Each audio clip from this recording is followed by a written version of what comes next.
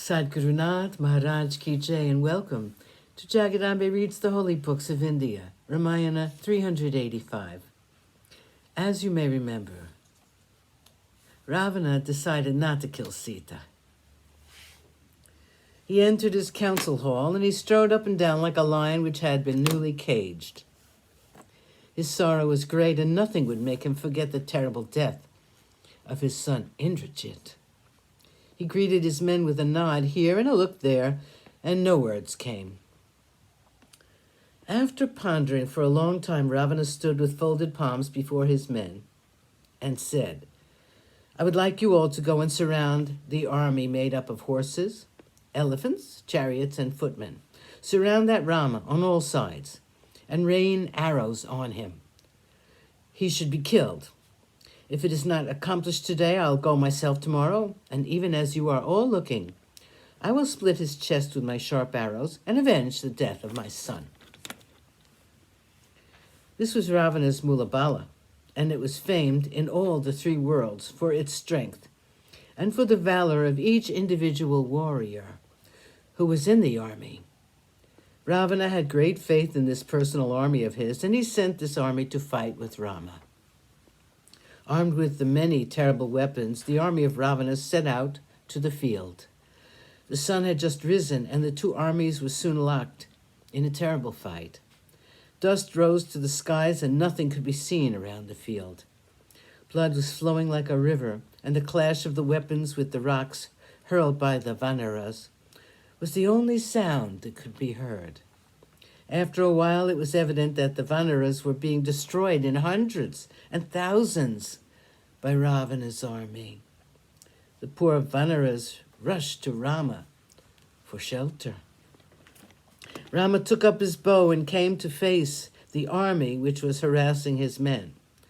Arrows began to pour out of his bow like drops of rain out of a thundering cloud. He was deadly like the sun at noonday, and no one could approach him. He could not be seen, only his actions were perceptible, and like the wind in the forest, he could not be seen.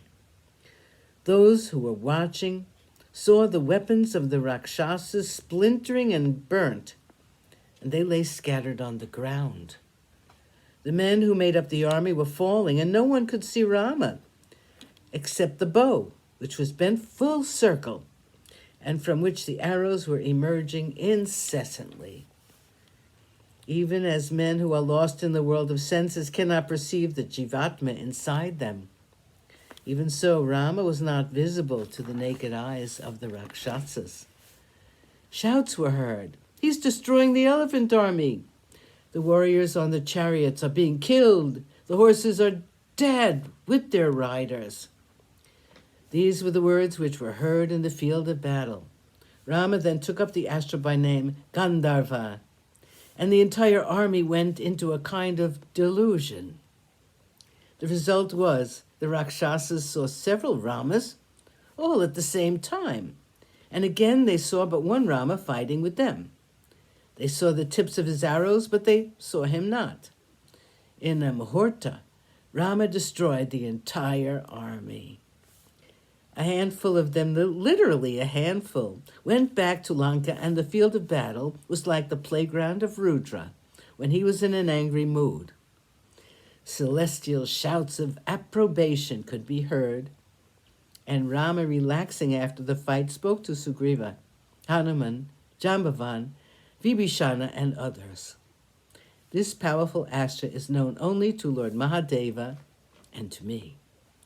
He was extremely happy that he had been able to destroy the army of Ravana, his Mulabala, all by himself, like he had done in the Janasthana.